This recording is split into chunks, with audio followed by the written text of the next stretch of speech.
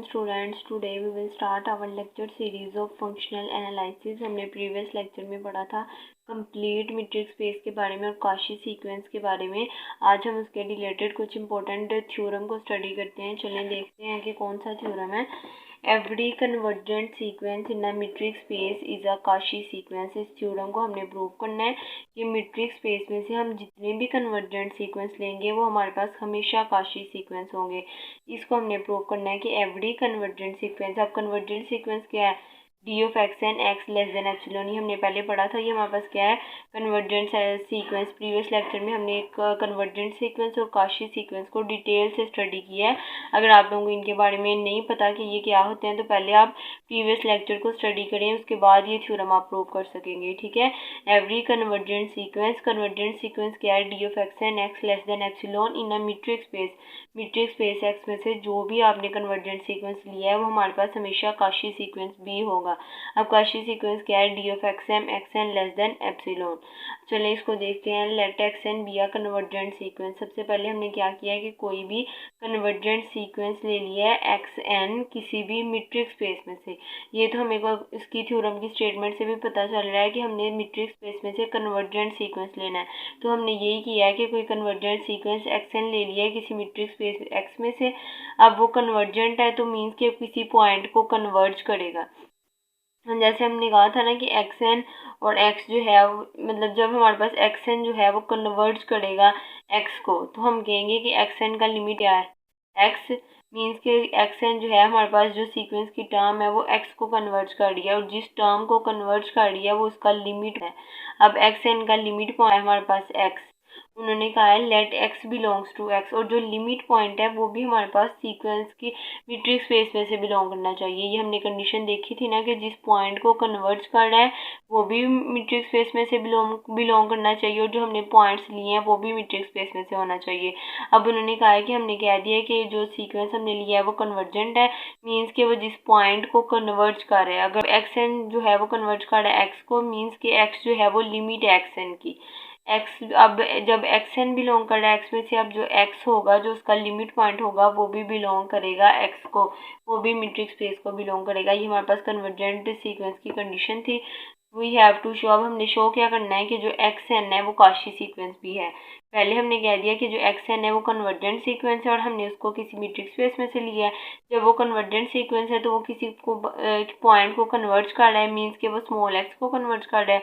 और जो small x है वो एक्स एन का क्या है? लिमिट है।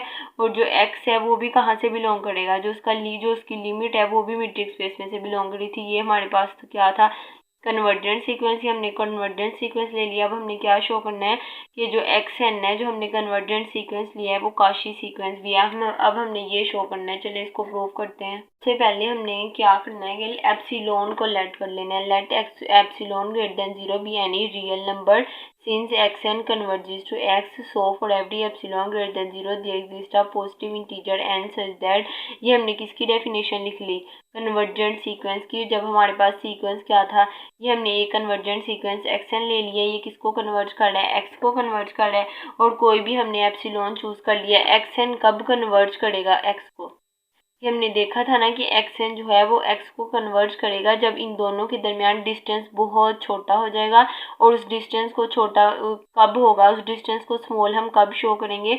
मीन्स उसके लिए हमने क्या चूज़ किया था? एप्सिलॉन के। मीन्स कि एप्सिलॉन जो है वो हमारे पास कोई पॉजिटिव रियल नंबर है इन दोनों के, वो smallest positive real number. Epsilon जो है वो हमेशा कब यूज़ करते हैं? कि कोई भी छोटे से छोटा पॉजिटिव रियल नंबर। अब हमने कह दिया कि जो डी ऑफ एक्स एन और एक्स है इनका जो डिस्टेंस है वो एप्सिलॉन ओवर 2 से भी लेस है। अब हम कोई भी एप्सिलॉन ले सकते हैं, 2 एप्सिलॉन ओवर 2, कोई भी एप्सिलॉन शो करता है कि हमारे पास स्मॉलेस्ट पॉजिटिव नंबर है। इसीलिए हमने लेट कर लिया है कि जो हमारे पास एप्सिलॉन ओवर 2 है वो स्मॉलेस्ट पॉजिटिव रियल नंबर है और जो इन दोनों का डिस्टेंस है वो एप्सिलॉन से भी लेस है। मीन्स के दोनों का डिस्टेंस बहुत कम है, फिर ही एक्स एन कन्वर्ज करेगा एक्स को। ये हमने किसकी डेफिनेशन लिख ली? कन्वर्जेंट सीक्वेंस की। जब हमने लेट कौन सा सीक्वेंस लिया? एक्स एन का सीक्वेंस लिया।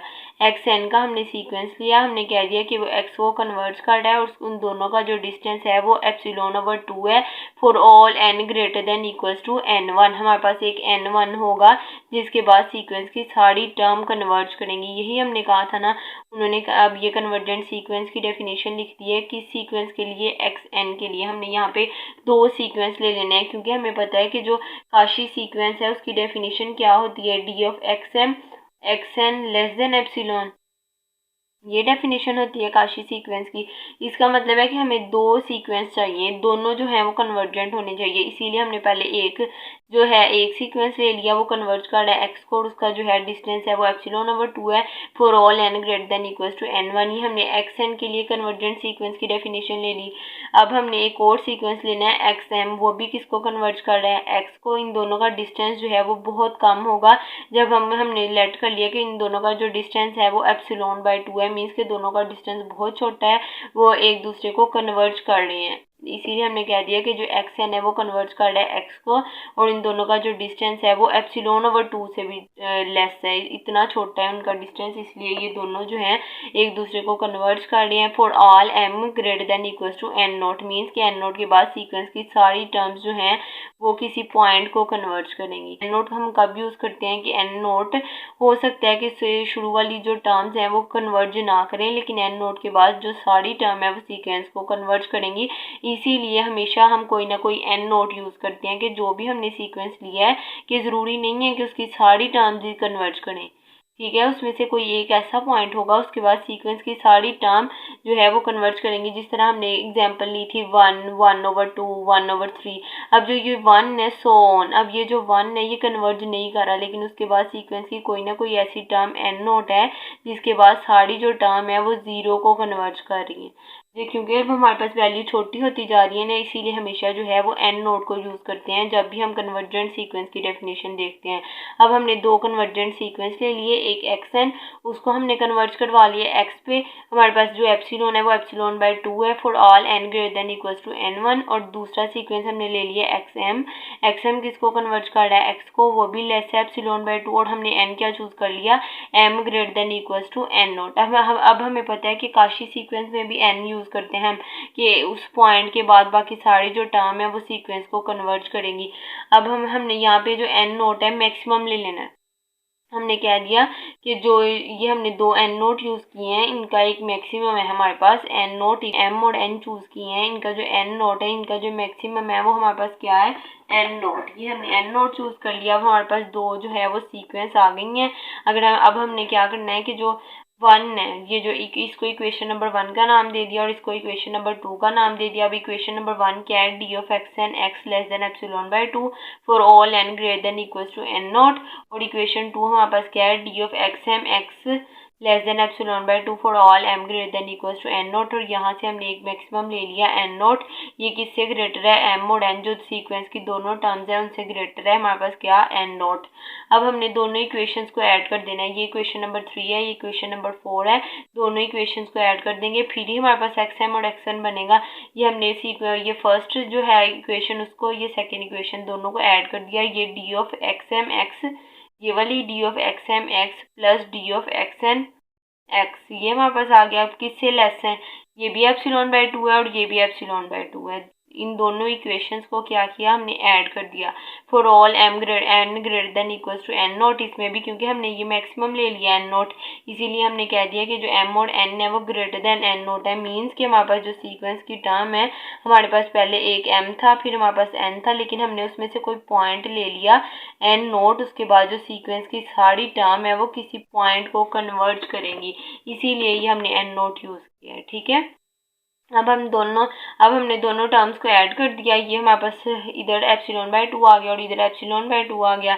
जब हम इन दोनों को ऐड करेंगे तो हमने क्या कह दिया कि जो d of xm x plus d of xn less than epsilon, क्योंकि जब एप्सिलॉन ओवर 2 को ऐड करेंगे तो हमारे पास क्या बन जाएगा, एप्सिलॉन, क्योंकि इसका एलसीएम क्या आ जाएगा, एप्सिलॉन 2, और एप्सिलॉन जमा एप्सिलॉन किसके इक्वल होता है, 2 एप्सिलॉन ओवर 2, 2 से कैंसिल हो जाएगा, हमारे पास क्या बच जाएगा, एप्सिलॉन। जब दोनों सीक्वेंस को हमने दोनों कन्वर्जेंट सीक्वेंस को ऐड किया तो वो किससे लेस है, एप्सिलॉन से। अब d of xm xn less than, अब हम अगर इसको कंबाइन करके लिखें तो हम कह सकते हैं ये d of xm और xn है, इसको एक ट्राइंगुलर इनइक्वालिटी की फॉर्म में हमने लिख दिया है कि जो डी ऑफ एक्स एम और एक्स एन है वो किससे लेस है, सेपरेट। इन दोनों को जब हम सेपरेट करके लिखे, ये हम इन दोनों की कंबाइन फॉर्म कर दी है कि जो डी ऑफ एक्स एम और एक्स एन है वो लेस है D of x m x और डी ऑफ एक्स और एक्स एन। ठीक है, ये हमने सेपरेट करके लिख दिया। अगर हम इसको कंबाइन करेंगे तो हमारे पास ये वाली टर्म बनेगी। अगर ये वाली कन्वर्ज कर रही है तो मीन्स ये भी कन्वर्ज कर रही है और ये भी लेस देन एक्स एप्सिलॉन है हमारे पास। ठीक है, ये हमारे पास दो सीक्वेंस थे कन्वर्जेंट सीक्वेंस, ये हमारे पास लेस देन एप्सिलॉन आई है। जब हमने इन दोनों को ऐड किया तो हमारे पास ये वाला सीक्वेंस बना, ये भी लेस देन एप्सिलॉन है। अब हमें पता है कि अगर ये वाला जो सीक्वेंस है अगर ये लेस देन एप्सिलॉन होगा तो हम इसको क्या कहेंगे, काशी सीक्वेंस। मीन्स के जो एक्स एम और एक्स एन है इनके दरमियान डिस्टेंस जो है वो बहुत स्मॉल है, एक्स एम जो है वो कन्वर्ज कर रहा है एक्स एन को, और इस तरह के हम सीक्वेंस को क्या कहते हैं कि काशी सीक्वेंस।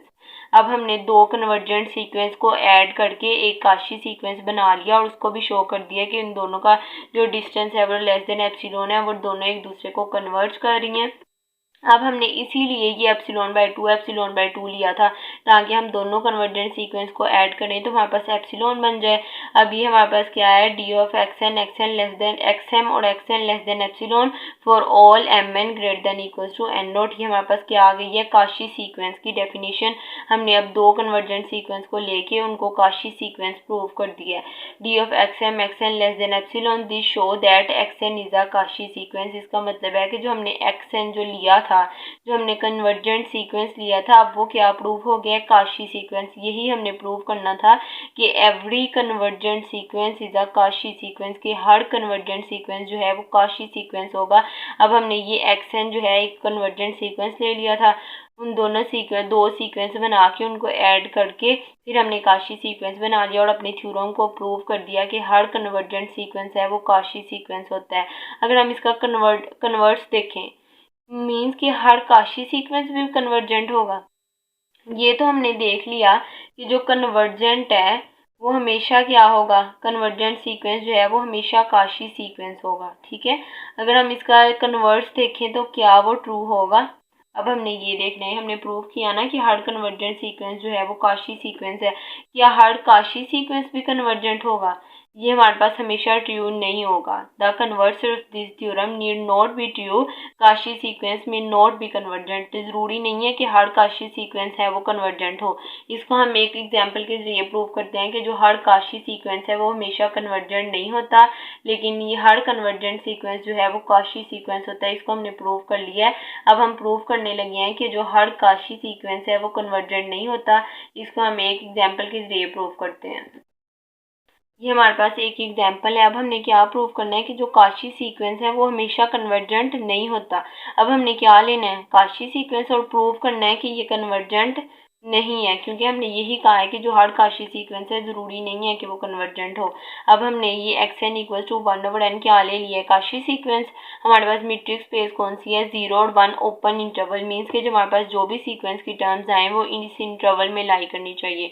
हमारे पास ओपन इंटरवल है 0 1, हमारे पास सीक्वेंस कौन सा है 1/n, काशी सीक्वेंस है। अब हमने शो करना है क्या ये कन्वर्जेंट है, कन्वर्जेंट तो काशी होगा, क्या काशी भी कन्वर्जेंट होगा, ये ज़रूरी, ये अब हमने प्रूव करना है। हमने सबसे पहले काशी सीक्वेंस ले लिया 1/n। हमें पता है कि काशी सीक्वेंस की डेफिनेशन क्या है, D of x N less than epsilon, यही काशी सीक्वेंस की डेफिनेशन है। सबसे पहले हम डी ऑफ एक्स एन को सोल्व करेंगे। ये किसके इक्वल आएगा, हमें पता है दो टर्म्स के दरमियान जो डिस्टेंस है वो क्या होता है। हम रियल लाइन में डिस्टेंस को कैसे डिफाइन करते हैं, mod of x minus y. अब हमने इनका डिस्टेंस फाइंड कर लिया कि आ गया x m minus x n. हमारे पास जो सीक्वेंस की टर्म है वो किस फॉर्म में है, 1/n की फॉर्म में। अब एक्स एम की जगह क्या आ जाएगा 1/m, और माइनस एक्स एन की जगह क्या आ जाएगा 1/n। अब जब हमें पता है कि मोड की प्रॉपर्टी है कि हम दोनों टर्म्स को सेपरेट करके लिख सकते हैं। अब हमने इनको सेपरेट करके लिख लिया 1/m जमा 1/n, ये माइनस मोड के अंदर आ गया और मोड की प्रॉपर्टी है वो नेगेटिव साइन को एब्जॉर्ब कर लेते हैं। हमारे पास कौन सी टर्म बन जाएगी 1/m जमा 1/n। अब जो डिस्टेंस है वो अप्रोच कर रहा है 0 को, क्यों, हमें पता है कि जो 1/n है, हम जैसे जैसे एम और एन की वैल्यू को ग्रेटर करते जाएंगे ना तो हमारा जो सीक्वेंस है वो इन्फिनिटी को अप्रोच करेगा। ये देखिए, अगर हम 1/n की जगह हम 1 रख लें, 1/1 1/2, 1/3, 1/4 हमारे पास जो सीक्वेंस की टर्म है वो छोटी होती जा रही है। मीन्स कि वो एक पॉइंट पे 0 को कन्वर्ज करेंगी, क्योंकि हमारे पास पहले 1 था, फिर उससे 1.5 उससे छोटी हो गई। इस तरह जैसे जैसे हम आगे बढ़ रहे हैं हमारे पास जो सीक्वेंस की टर्म है वो छोटी हो रही हैं। यही उन्होंने कहा है कि अगर हम mn को बढ़ाते जाएंगे, इन्फिनिटी तक लेते जाएंगे, तो हमारे पास जो सीक्वेंस है वो 0 को कन्वर्ज करेगा। अब दोनों जो सीक्वेंस है वो किसको कन्वर्ज कर रहे हैं? 0 को। एज m एंड n, जैसे जैसे हम इन्फिनिट m और n की वैल्यू को बढ़ाते जा रहे हैं, इन्फिनिटी को अप्रोच कर रहे हैं, हमारे पास जो डिस्टेंस है वो 0 को अप्रोच कर रहा है। ठीक है, ये हमारे पास थी Cauchy sequence. Obviously the sequence xn equals to 1/n tends to converge at 0। अब हमने देख लिया है कि ये जो दोनों सीक्वेंस है वो किसको कन्वर्ज कर रहे हैं? 0 को। अब काशी सीक्वेंस जो है वो कन्वर्ज कर रहे हैं, लेकिन हमारे पास कंडीशन क्या है कि जो भी हमने यही देखा था ना कि जो भी हमारे पास जो लिमिट आएगी वो भी मीट्रिक स्पेस के अंदर बिलोंग करनी चाहिए। हमने यही देखा है ना कि जो पॉइंट्स लिए हैं वो भी मीट्रिक स्पेस में से लेने हैं, और जो हमने जिस पॉइंट को कन्वर्ज करना है वो कन्वर्जेंट पॉइंट भी हमारे पास मीट्रिक स्पेस में से होना चाहिए। अब इस सीक्वेंस ने किसको कन्वर्ज किया? 0 को। अब हमने चेक करना है क्या हमारे पास 0 जो है वो हमारे पास जो मीट्रिक स्पेस है उसमें लाई करता है। हमारे पास मीट्रिक स्पेस क्या थी? ओपन इंटरवल 0 और 1। हमें पता है कि जो ओपन इंटरवल वाली टर्म्स है वो इंक्लूड नहीं होती, उसके अंदर वाले पॉइंट्स होते हैं। अब हमारे पास कन्वर्जेंट पॉइंट क्या है? 0। किसको कन्वर्ज करनी है? 0 को। लेकिन जो 0 है वो हमारे पास मीट्रिक स्पेस में तो बिलोंग ही नहीं कर रहा। But 0 not belongs to x। x हमारे पास क्या है? 0, 1। So xn equals to 1/n is not a convergent sequence. इसीलिए हमारे पास जो काशी सीक्वेंस है वो कन्वर्जेंट नहीं है। 10 काशी सीक्वेंस में नॉट बी कन्वर्जेंट। इससे हमने प्रूव कर दिया है कि ज़रूरी नहीं है कि हर काशी सीक्वेंस वो कन्वर्जेंट हो। वो कन्वर्जेंट हो भी सकती है, कन्वर्जेंट नहीं भी हो सकती। इसीलिए हमने इस थ्योरम का कन्वर्स भी प्रूव कर दिया। पहले हमने कहा कि जो हर कन्वर्जेंट सीक्वेंस है वो मस्ट बी काशी सीक्वेंस होगी, और फिर हमने प्रूव किया कि जो हर काशी सीक्वेंस है वो ज़रूरी नहीं है कि वो कन्वर्जेंट हो। वो कन्वर्जेंट हो भी सकती है, वो नहीं भी हो सकती। ठीक है, ये हमारा बहुत इंपॉर्टेंट थ्योरम है कंप्लीट मीट्रिक स्पेस के हवाले से। अगर आप लोगों को इसमें कोई प्रॉब्लम हो तो आप लोग कमेंट बॉक्स में ज़रूर पूछिएगा। अगर आप लोगों को वीडियो पसंद आई हो तो लाइक कीजिएगा, सब्सक्राइब कीजिएगा और फ्रेंड्स के साथ शेयर कीजिएगा। Thank you so much. अल्लाह हाफिज़।